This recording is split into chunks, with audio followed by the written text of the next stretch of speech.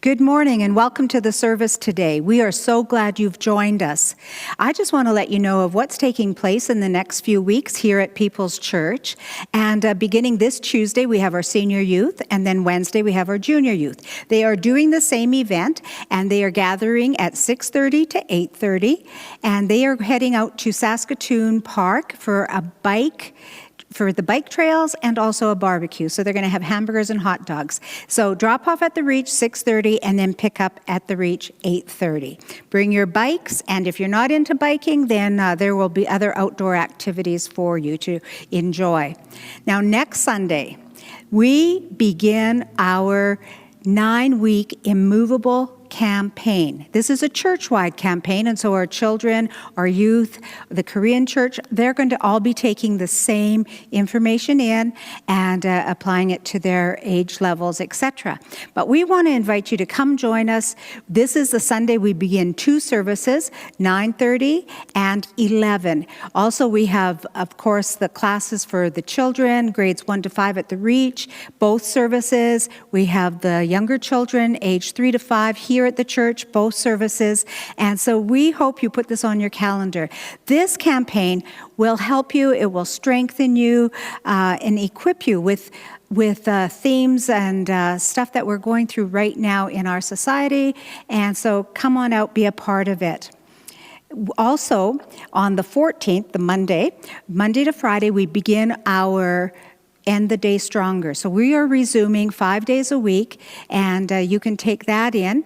Also, in that time, we begin our small groups or Zoom groups. You can get all the information on this, and you can get it on our website. So just go check that out, and you can do it with friends, family, just a few people, or just be a part of it.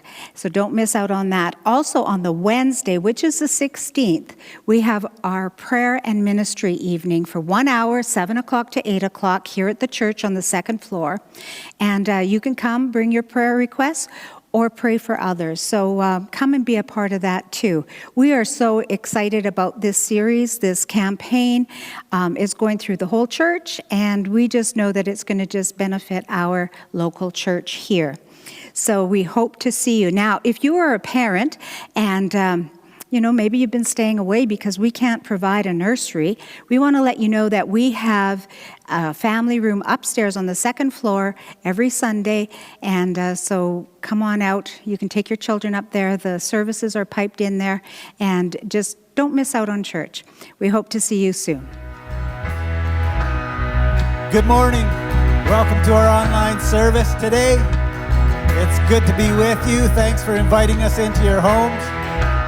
If you haven't invited us, I guess we're breaking and entering, but it feels good to be with you anyway. I would just like to say that I hope you've had a great summer so far. A lot of rest, relaxation, restoration. But mostly, I hope that your faith has remained strong. So let's worship together this morning, and let's just honor the one who we have faith in. Once I was lost, wandering in darkness, no life inside, no hope inside.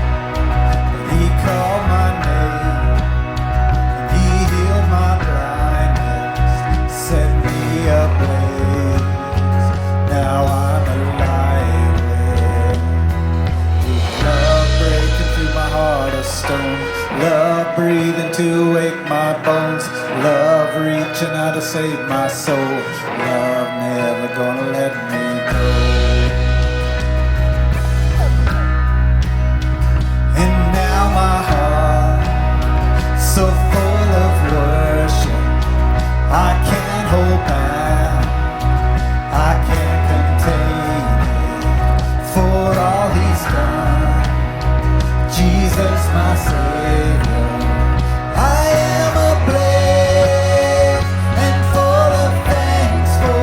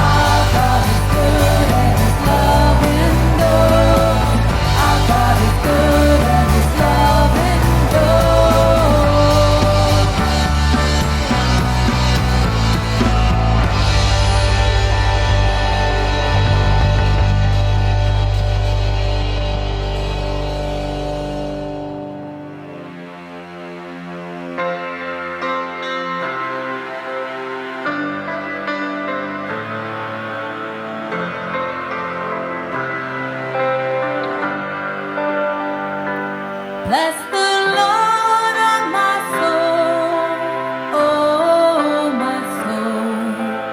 Worship His holy name. Sing like never before, oh my soul. Worship Your holy name.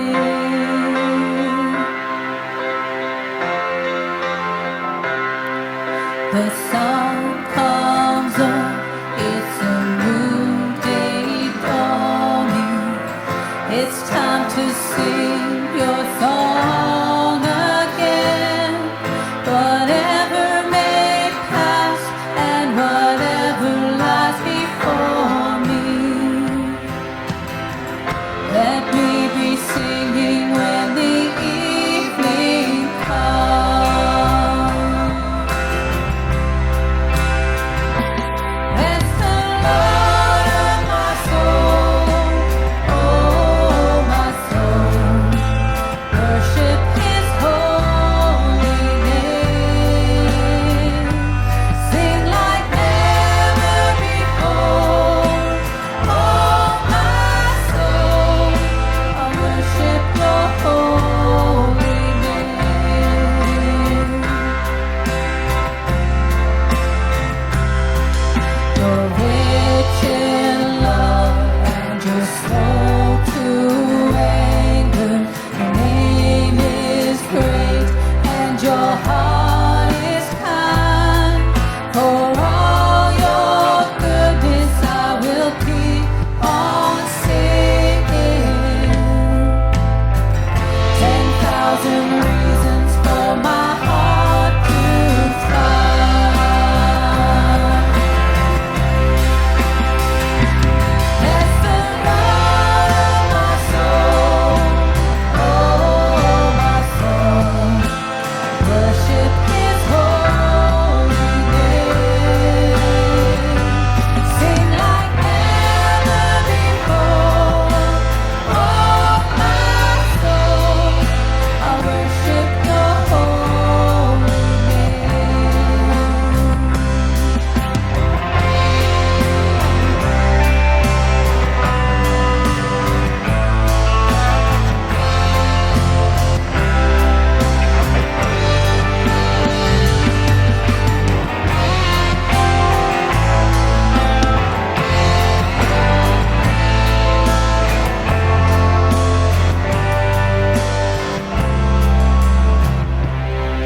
And on that day when my strength is failing, the end draws near and my time has come.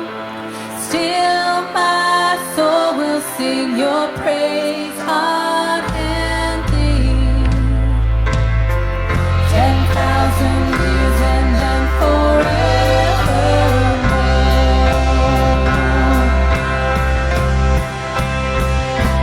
Bless the Lord, oh my soul, oh my soul.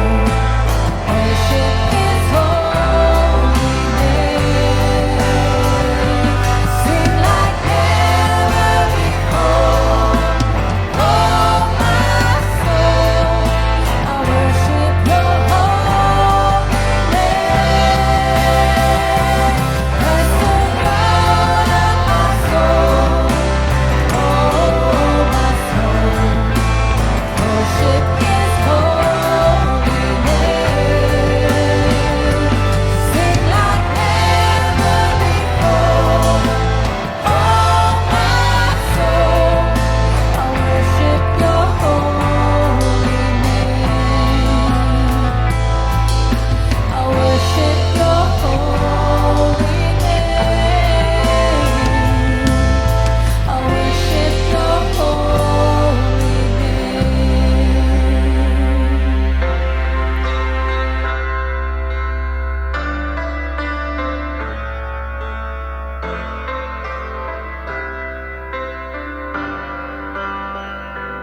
Sing like never before, oh my soul.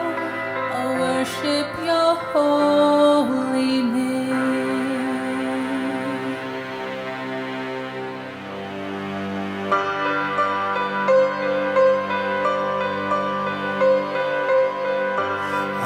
this thirsty desert ground,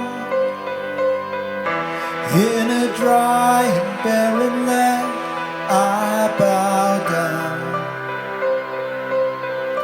I need you now.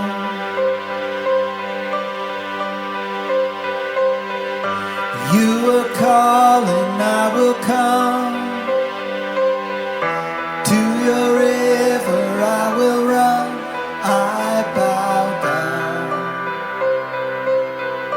I need you now. Oh, living water. Oh, God, my Savior. If I ever needed you, I need you now. Oh, living water. Oh, God, my healer. If I ever needed you, I need you now.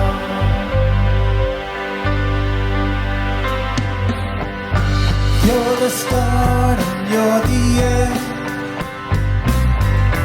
You complete what you began. I bow down. I need you now.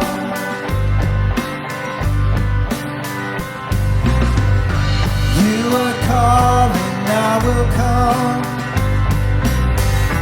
To your river I will run. I bow down. I need you now.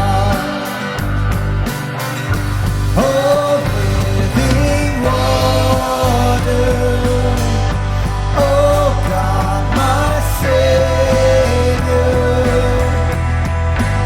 If I ever need you, I need you now. Oh, living water. Oh, God, my healer. If I ever need you, I need you now.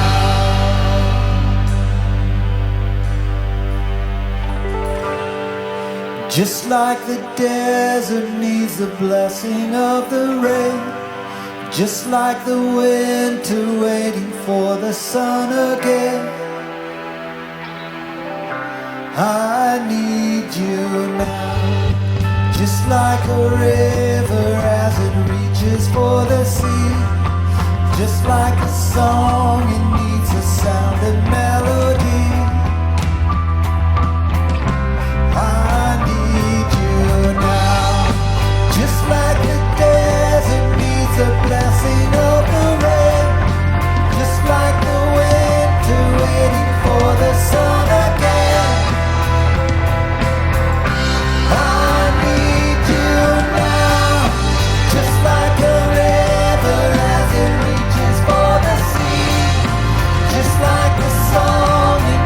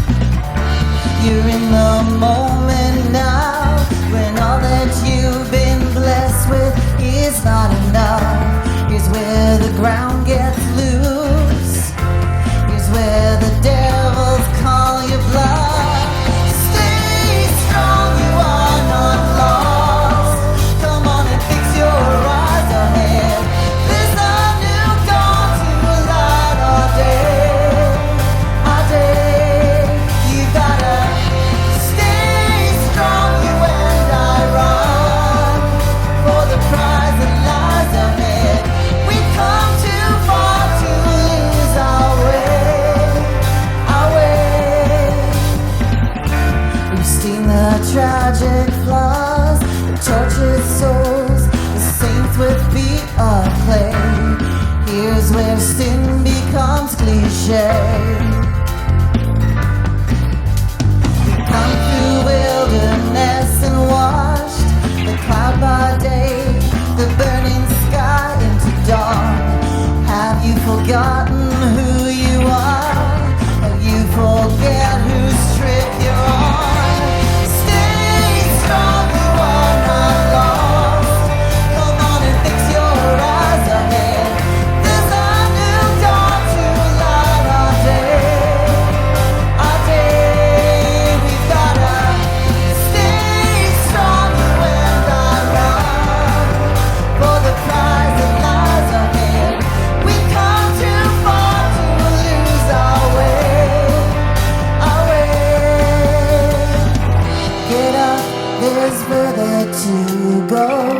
Get up, there's more to be done. Get up, this witness is sure. Get up, this race can be won.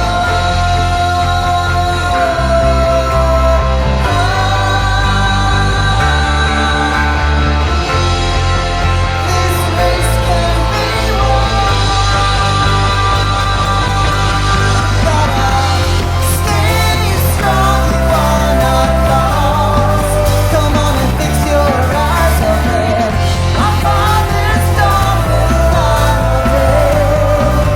our day.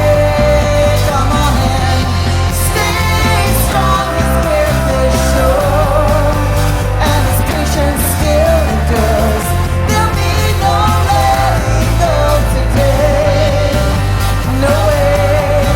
Come on and stay strong. You and I run for the prize that lies ahead. We've come too far to lose our way, our way.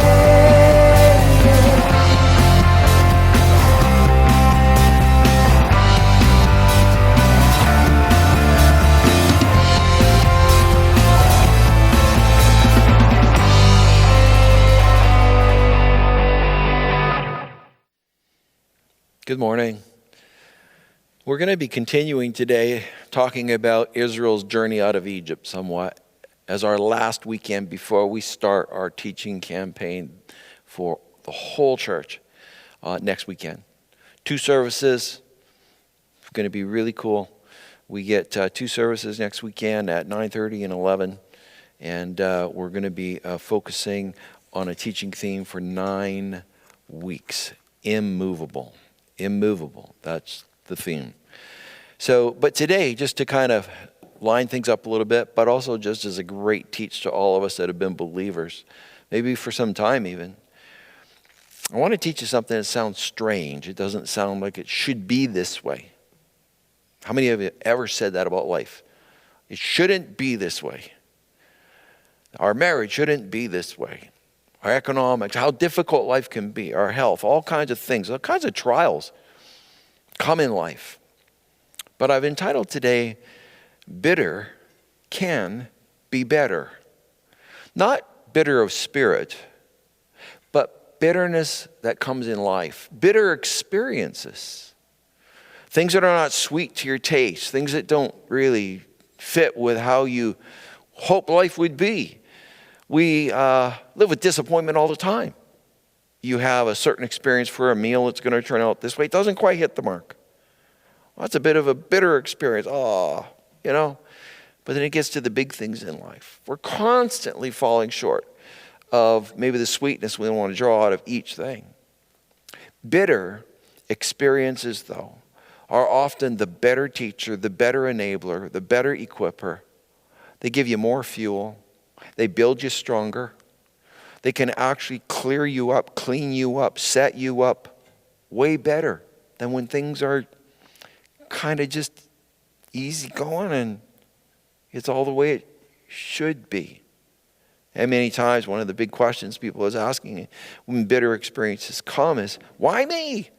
Why is this happening to me? Well, maybe some other questions around it. I think as believers we need to apply to that is, why not me? Why would I somehow? miss out on what life brings in its totality. That this world has made me a part of.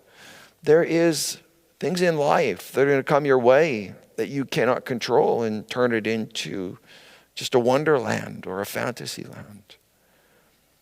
Bitter experiences. But bitter can be better. And we're going to pick up the story. Israel has crossed the Red Sea. The Egyptian army tried to follow. They're drowned in the Red Sea. Now they are on the other side. And they have this great big music festival. And they sing this wonderful worship song of deliverance. Miriam, the sister of Moses, is kind of leading the way with the women and tambourines. And they're just having a party, really, that they really are free. It's just kind of probably settled into them like, wow, Egypt has no more power over us. Egypt may not have had power over them and what they could exert upon them through the outward world. You're getting up at this time. You're going to do these duties. All of the different ways that they controlled their life. But there's still an Egypt in them. And this is part of the growing process of being a Christian. There's parts of Egypt that still cling on to us. And they need to be, can we say, exorcised from our life. In fact, we find the ways of Egypt have really bit the hearts of these Israelites more than they know. And this is something that as Christians we need to understand, that God, though he delivers us by salvation out of Egypt, there is a work of God as we are obedient to God that takes us through Egypt being exorcised from us, the worldliness, the worldly ways. We find with this particular generation, they don't do very well in dealing with the Egypt in the heart. They have left Egypt land, but the ways of Egypt still bite them.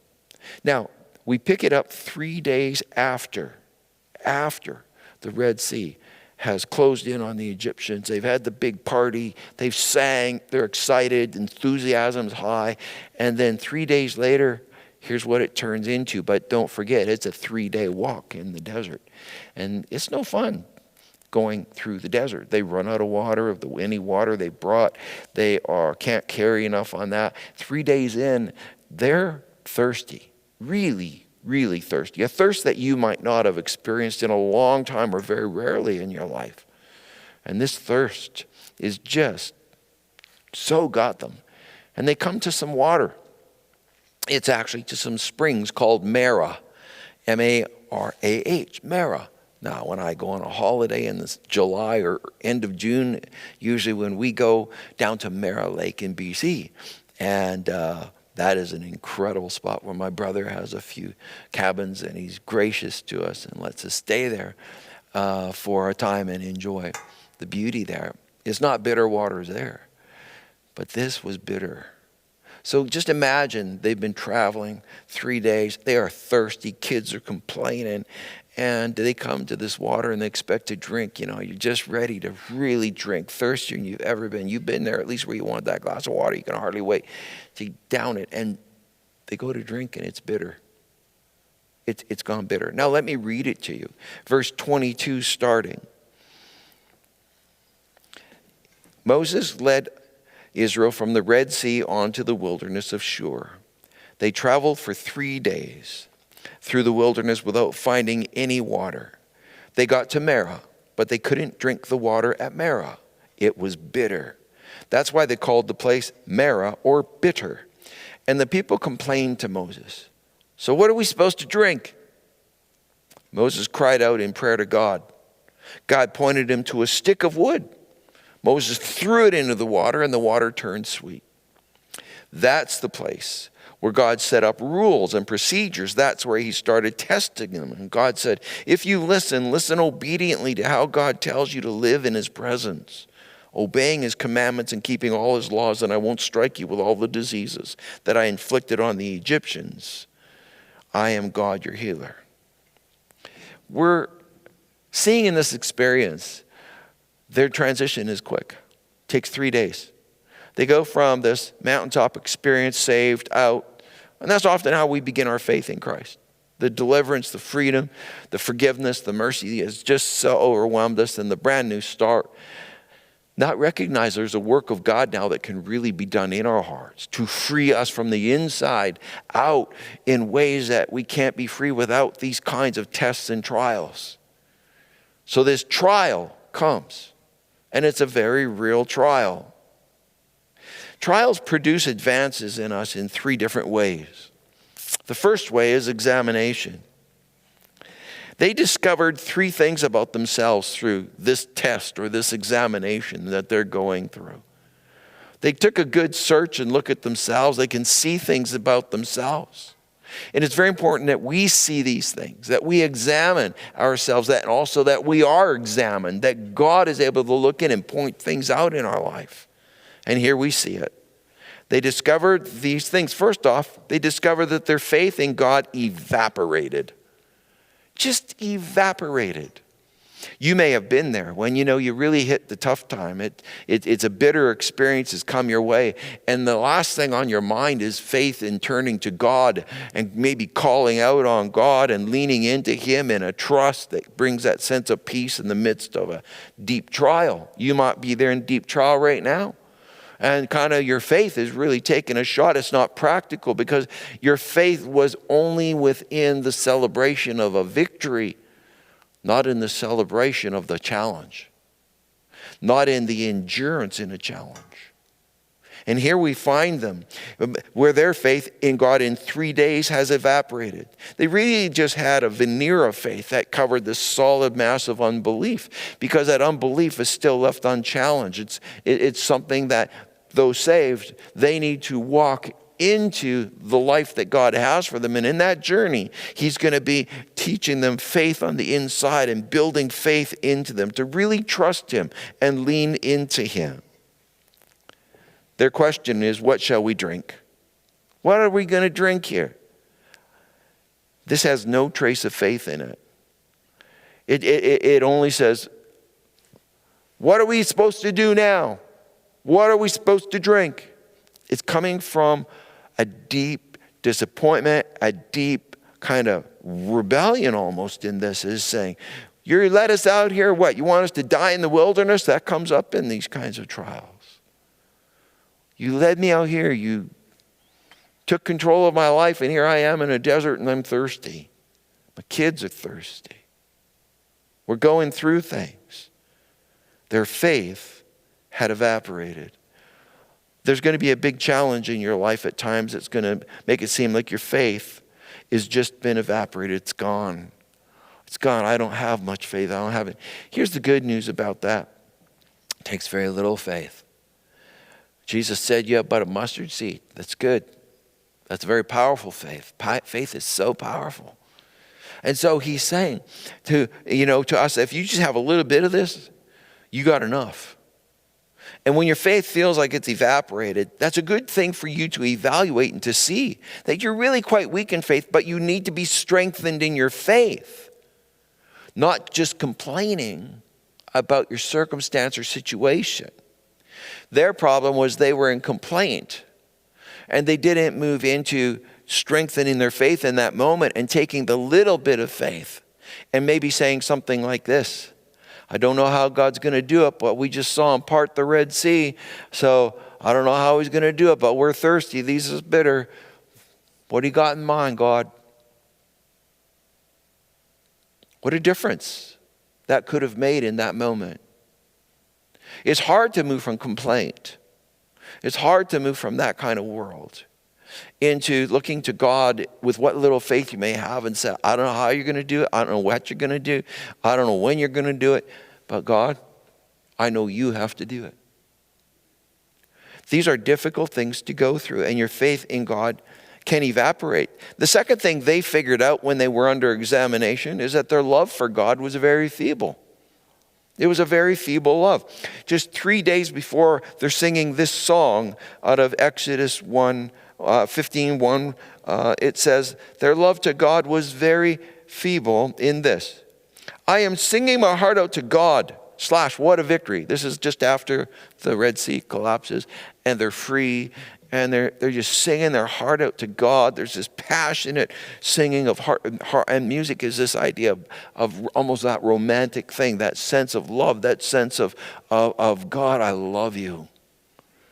And they're pouring it out to him. They're pouring it out to him 3 days earlier. And they're saying, what a victory. But their love was feeble. Because their love was based very much on what they got out of God. Not for a world where maybe he would hold back that drink. Maybe he wouldn't bring it just at the time you want it. Maybe he's just going to be God. If he was to let them experience the pangs of thirst, then they wouldn't have any blessings on their lips for him. If he's going to let me get thirsty, I got no praise. I got no blessings. I got no worship. That's how shallow their love was for God. We also learned that they were ready to break away from God. We see this over and over with them. Why did you bring us out of Egypt? Well, you should just let us go back. I mean, you brought us out here to die, da-da-da-da. But here we see it in this question. They weren't really questioning Moses. They were questioning God.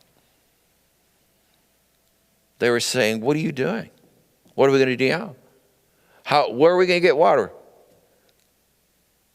What are we going to do now? What are we going to drink? They're ready to walk away from God because of their thirst. This examination showed them that they're at the beginning of a journey. That they were not really prepared for the wilderness journey, but God was demonstrating them, and he's going to demonstrate this to them. That if they just obey and lean into him, he'll cover that immaturity and teach them and grow them as he takes them through the wilderness. So what did they gain by this test?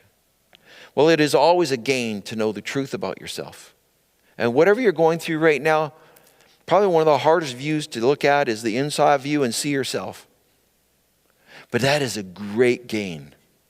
Because if you can look at yourself and you can see for yourself who you are really, where you're at really, how weak you really are, instead of living in a false world of how strong you want to make people perceive you are.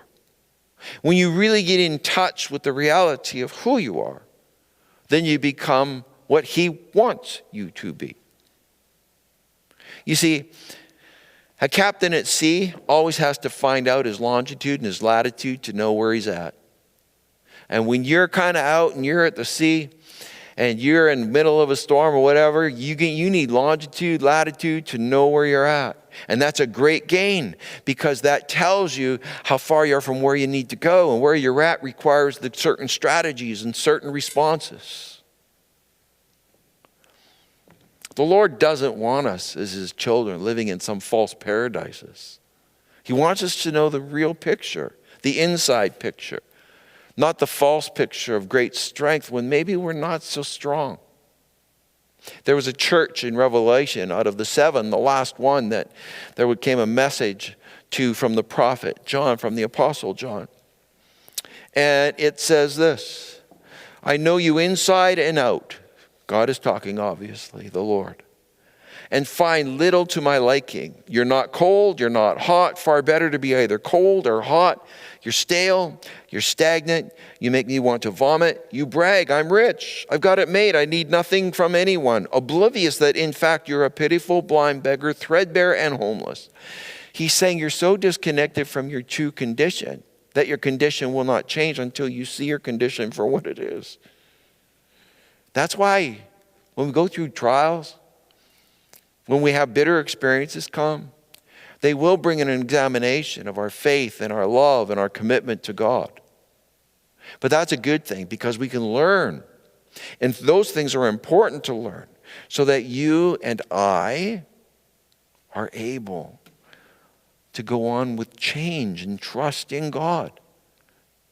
It's important for us to learn by these hard experiences. The second thing is the word experience. Not only did they have this examination that comes, but now they get experience of going through tough times. When you go through tough times, with every day you walk it, every moment that you're in it, every weight you have to carry, every obstacle you have to overcome, every one of those things is bringing to you an experience in life so that you're learning, yes, about you, but you're also getting something very important just by having that experience. I've been through that. I know I can survive that. I know there's pain, but I know there's gain. I know that there's another door out of this. You begin to get experience in the journey. And that's a very positive thing from Mara experiences, bitter experience. The experience in the wilderness was the same to them. They learned this as it had been to other people, that my experience isn't so unique. All of us go through this. That's one of the great powers of coming together in something like CR for deep change in your life, where you get to really do it with others. You understand others go through all of this, and their story to you is you can learn by their experience of what they went through. Experience is phenomenally important to us. That's why a testimony can so touch your heart when somebody stands up and shares a little bit of window into their own soul and experience, and what they went through, how they handled that, what was their choices, what was the test, what did it feel like. That becomes powerful to us.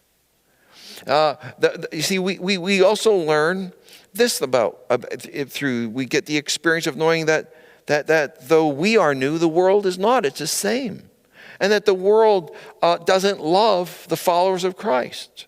It doesn't love you. It doesn't love holiness. You do. You love Christ. You love holiness. The world doesn't. You realize that this is something that you are changed. You are in a wilderness. You are in the enemy's country.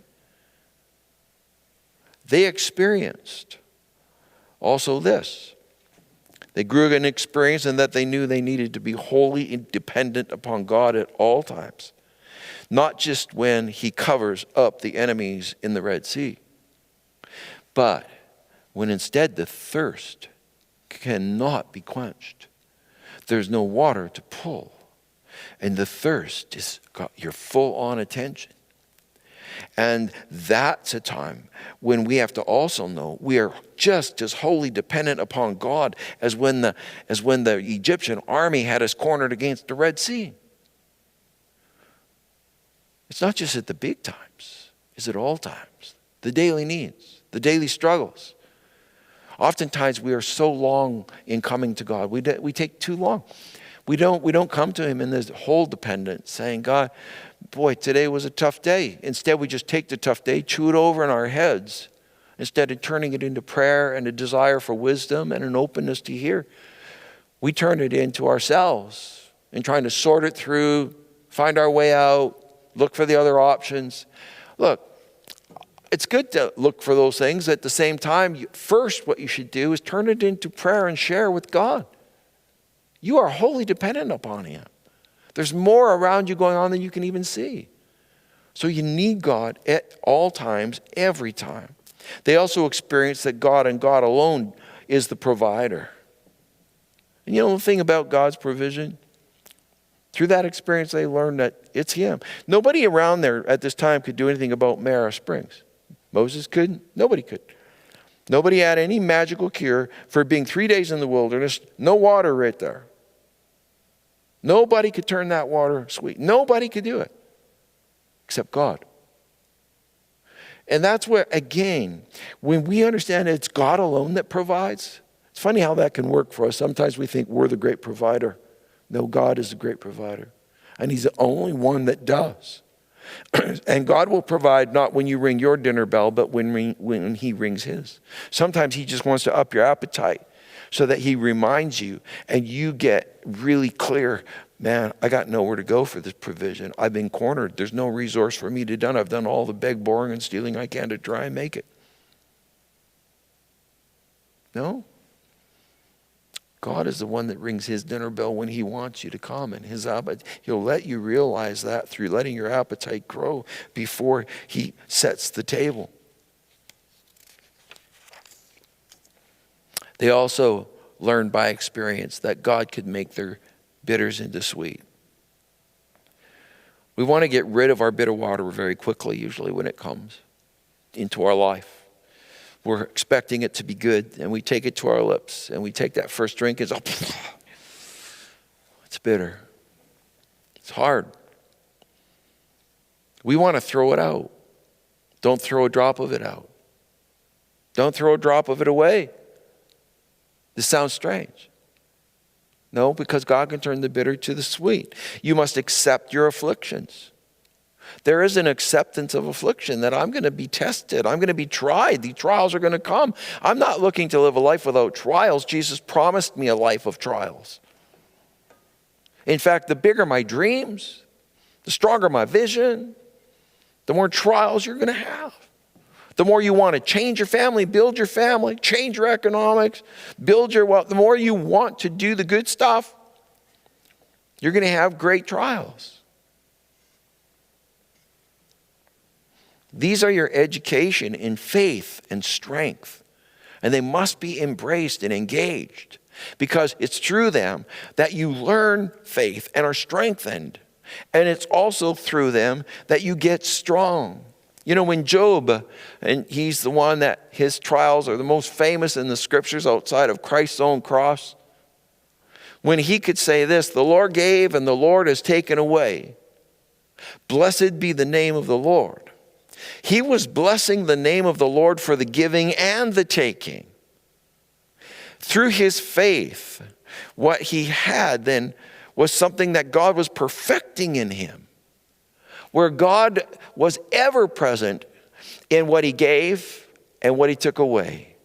So he was never without a close sense of God's presence with him, knowing that God's plan and purpose was in everything around him and that came to him, because he was willing to bless God in the giving and the taking.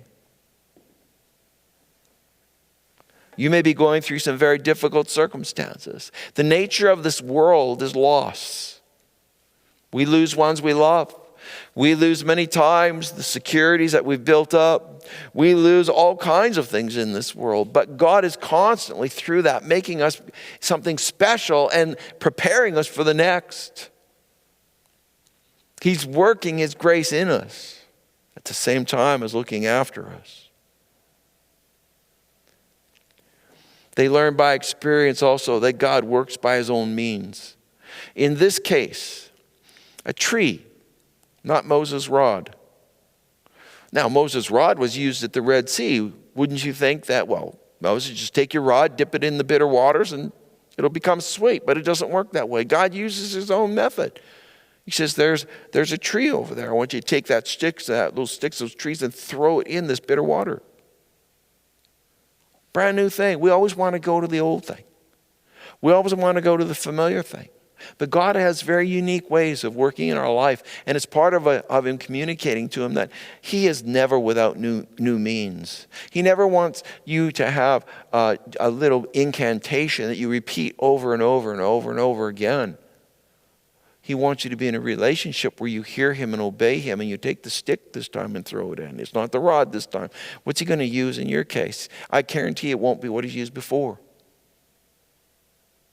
God uses his own new and unique ways. They also learned by experience that God was to be looked to first above all other things, including other people. You don't look to other people. Other people can be taken from you. Relationships go, they change.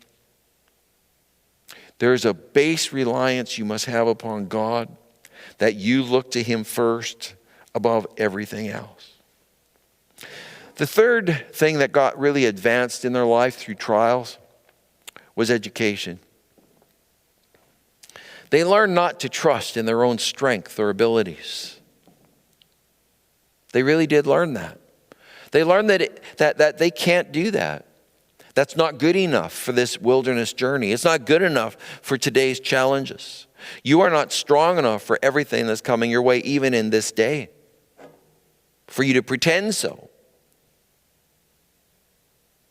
Only sets you up for great disappointment and failure. Peter stood and said, I'll not deny you, Lord. He did. I'll never abandon you, Lord. He did. When we make great proclamations of our own strength, we are really disconnected from our own reality and what we're up against and how much we truly need God and have to look to Him first. Education, they did not depend on their own strengths or ability. They also learned daily dependence even for a drop of water. Not just for big things in life, but all of a sudden God was becoming a very part of the daily things that they needed. You know, you turn your cycles over each and every day with different little things that you're doing. How much is God involved in the choice on that purchase? How much is God involved in that conversation? How much is God involved in the daily things that happen? Have you ever asked God what He would like you to do with an evening? Have you ever asked Him to direct you to a good movie? Have you ever asked God to give you a great family night? Have you ever asked God for some of the things that you just take for granted? By the way, that's a great reason to bow your head before every meal and to thank Him. Because in that routine, you are bringing a knowing of God, an accepting of His presence and care over the very simple little elements of life. Even a drop of water. They learned the power of prayer. When Moses didn't engage their complaining and sit down with them to try to counsel them through their complaining, all he did was immediately turn to God and prayed. They learned the power of prayer. That prayer is the first place to go. They learned that once saved from Egypt, obedience is required. Once you are taken out of Egypt, then now you're on the other side of the Red Sea and you're going to journey with God. You are now in a place where your obedience is very important to your success and your growth and your strength. They learned obedience is not merely doing what you should do. But the deepest form of obedience is finding out what you ought to do. Lord, what do you want me to do? What should I do here is a higher form of obedience than knowing exactly what you should do and then carrying that out. What do you want me to do here? So much disobedience invades our lives often because we want to take charge of our pains and our hurts and the bitter experiences and get in charge and end them as quickly as possible. Pour out that water. We have to learn that we need to be higher in our obedience. Lord, what do I need to do here? What should I do? What do you want me to do? They learned God would bless obedience. They learned that. God said, He gave them some statutes and promises here at Merah. And He said, you carry these out, I promise you this. Here's what I promise you guys. I'm going to bless you. You will not have the plagues of Egypt. You will not have those diseases that are going to come upon you that the Egyptians dealt with. You will leave the diseases and the plagues of Egypt in Egypt. God is one that brings health to the diseases of our soul. God is one that brings to us protection from things. It is God. They learned that obedience brings these kinds of blessings. They learned that God would bless obedience, and they also learned a new name for their God, Jehovah Rophi. I am your healer. I am your healer. And He healed the waters.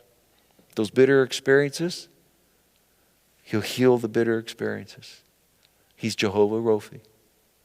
That's one of the names for God. So here is an end to this particular little teach today. After Merah, after the waters turned sweet by throwing the sticks in the tree end, which is really a symbol of the cross of Christ. The cross of Christ in your life has the ability to take bitterness like death, and instead of it being death, it's only the doorway to eternal life. And if He can do that with the big bitter things, He wants to do that with all the small bitter things. And he turns the water sweet. They drink, they satiate their thirst. Oh. And then they continue their journey. And then the last verse, just right after this, says something really important. In verse 27, it says this, that they went on to another place that was called Elim. Elim, where there were 12 springs of water. How many tribes? 12 tribes, 12 springs of water. And 70 palm trees. How many elders in Israel? 70 elders in Israel. They set up camp there by the water. Here was the place that he was bringing them to all along, that he wants them to be there for a bit, but he really prepared for them. Marah was a stopover. Marah was just to kind of get them there, So they continued on. So here's 2 places of water. This is a place where it's all prepared. It's easy drinking. Boy, the water is good. They eat off the date palms. They got all of this going on. It's a prepared oasis. And that's how we want life. We always want Elim. But I want you to know something between these two different bodies of water. The bitter stuff, God revealed new things about him to them there.